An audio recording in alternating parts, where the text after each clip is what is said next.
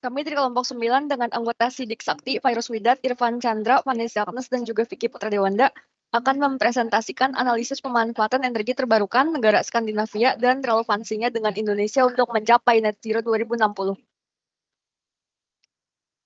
Pada grafik terlihat ekivalen primary energy yang merupakan indikasi jumlah renewable energy yang dibutuhkan untuk menyamai penggunaan fossil fuel. Jumlahnya terus meningkat dikarenakan penggunaan renewable energy yang naik setiap tahun. Jumlah energi renewable yang dibutuhkan berbanding lurus dengan persentase electricity, yang dimana electricity ini merupakan jumlah energi yang dihasilkan dari renewable energy. Semakin tinggi pemakaian renewable energy, semakin tinggi juga kebutuhan electricity yang harus dihasilkan. Next.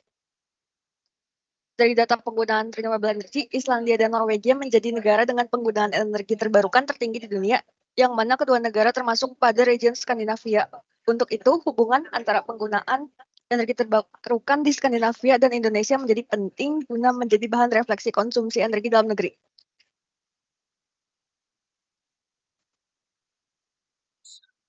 Nah, sekarang ini ada grafik pertumbuhan pemanfaatan energi terbarukan di negara-negara di Skandinavia. Grafik kiri ini menunjukkan persentase equivalent primary energy, dan grafik kanannya menunjukkan persentase listrik yang dihasilkan dari energi terbarukan. Kedua grafik ini terlihat bahwasannya sejak tahun 2000 hingga tahun 2021 itu negara-negara di Skandinavia itu mengalami kenaikan yang konsisten dalam penggunaan energi terbarukan. Artinya apa? Tidak hanya listrik yang semakin bersih, tetapi juga sektor energi lainnya juga semakin baik gitu, mulai dari transportasi hingga industri. Seperti negara-negara Denmark, Swedia, Finlandia, Islandia, dan juga Norwegia, 4 dari 5 negara ini tuh menjadi pelopor dalam hal ini dan juga masuk ke dalam 10 besar negara dengan kinerja lingkungan terbaik di dunia versi Environmental Performance Index tahun 2023. Boleh di next?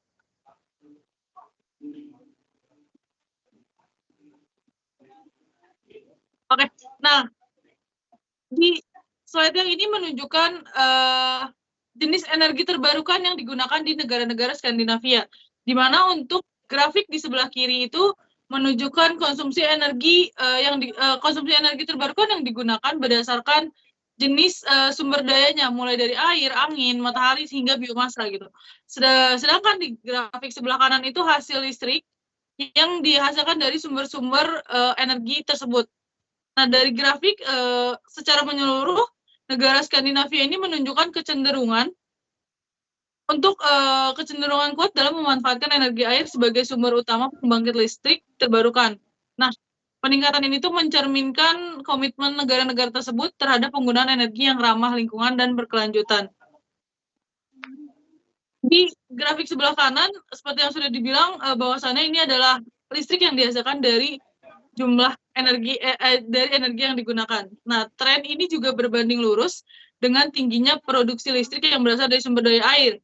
Nah, seiring berjalannya waktu, pembangkit listrik tenaga air ini terus mendominasi bauran energi di negara-negara Skandinavia ini, yang menunjukkan adanya sinergi antara potensi alam yang melimpah dan juga kebijakan energi yang berkelanjutan.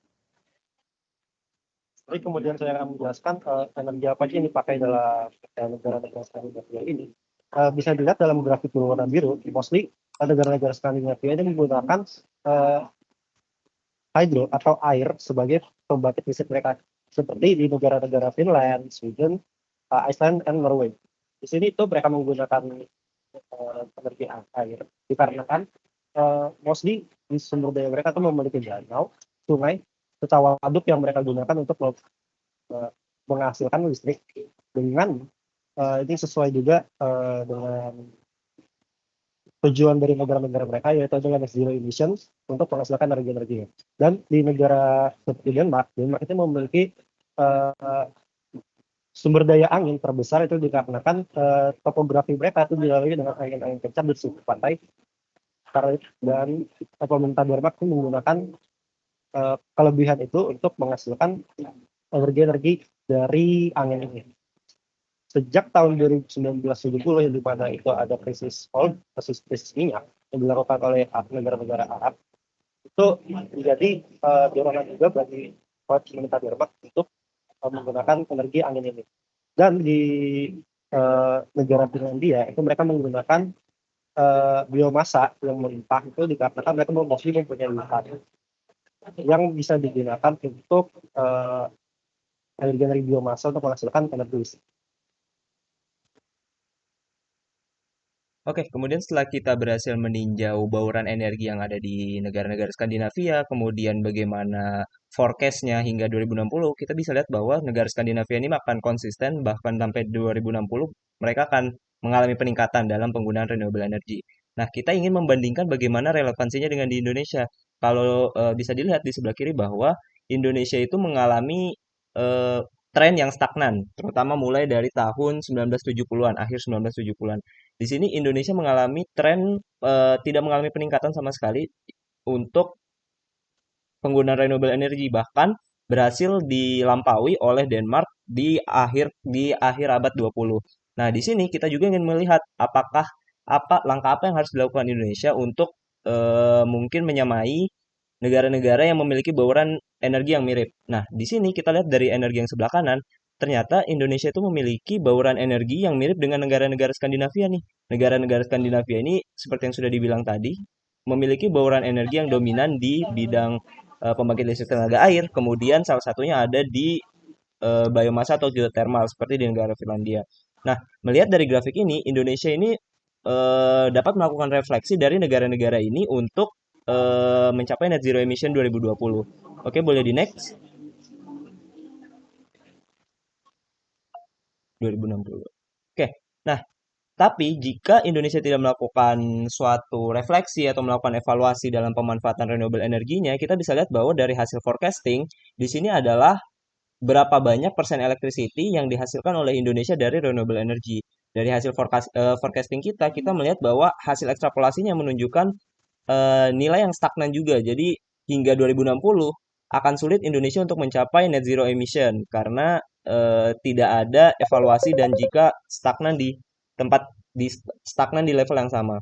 Nah, berdasarkan bauran energi terbarukan, kita bisa melihat bahwa Indonesia memiliki pola bauran yang sama seperti negara Skandinavia tadi, terutama ada di negara Norway yang dominan di negara penggunaan hydro dan juga Finlandia yang dominan di penggunaan biomasa dan geothermal.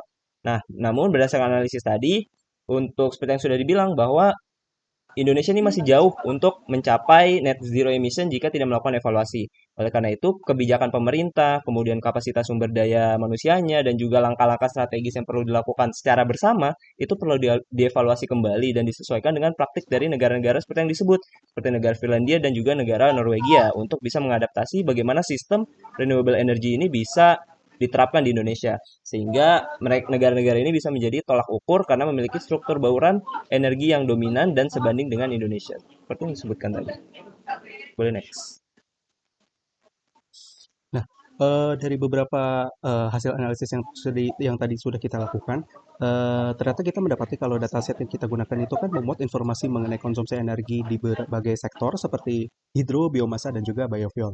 Nah, dari hasil analisis dari beberapa bentuk energi yang kebanyakan dipakai di negara Skandinavia, ternyata kita mendapati kalau kebanyakan renewable energi yang dipakai di negara Skandinavia itu berupa energi hydro dan juga energi biomass. Maka dari itu, untuk tahap klasterisasi ini kita akan berfokus pada analisis untuk variabel renewable energi di bidang hydro dan juga biomass. Nah, untuk variabel renewable energinya sendiri itu kita akan lakukan berdasarkan standar deviasi untuk melihat seberapa stabilkah variabel tersebut dalam penggunaannya dari tahun ke tahun. Nah, dari hasil klasterisasi tersebut kita akan membagi nih menjadi tiga klaster, di mana klaster pertama itu adalah negara-negara di mana penggunaan renewable-nya itu masih kurang. Lalu klaster kedua itu adalah negara-negara di mana penggunaan renewable energinya itu masih sedang, dan juga klaster tiga itu yang paling bagus alias negara-negara yang penggunaan renewable energinya itu yang paling tinggi. Nah, dari hasil klasterisasi tersebut, visualisasinya itu akan dilakukan pada scatter plot, yang mana titik paling tinggi dari scatter plot tersebut itu menunjukkan kalau ternyata negara USA itu memiliki penggunaan renewable energi yang paling tinggi dan diikuti dengan Cina dan beberapa negara yang lain. Nah, untuk seperti negara-negara Skandinavia dan juga terutama negara Indonesia yang akan kita lakukan komparasi tersebut, itu ternyata dari hasil klaster risetnya itu masuk ke klaster kedua, yang mana klaster kedua itu adalah kumpulan negara-negara yang penggunaan renewable energinya itu masih sedang. Nah, dari hasil tersebut, data tersebut menunjukkan kalau negara-negara tersebut, terutama negara Indonesia, itu masih mempunyai potensi yang cukup besar, yang bahkan ditunjukkan dengan letaknya Indonesia itu masih berada di klaster kedua, yang mana klaster kedua tersebut menunjukkan kalau Indonesia itu masih penggunaan renewable energinya itu masih cukup setara dengan negara-negara lain yang memiliki sumber daya yang eh, bagus. Maka dari itu, untuk mencapai target net zero emission tahun 2060, maka Indonesia itu harus terus meningkatkan kapasitas dan diversifikasinya terhadap sumber energi terbarukannya agar dapat melompat ke kategori yang lebih tinggi alias ke klaster ketiga. Dan demikian presentasi dari kami mengenai hubungan dari penggunaan renewable energy untuk mencapai Indonesia Net Zero Emission tahun 2060.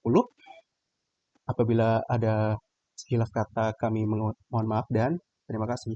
Selamat malam, selamat siang, dan juga selamat pagi.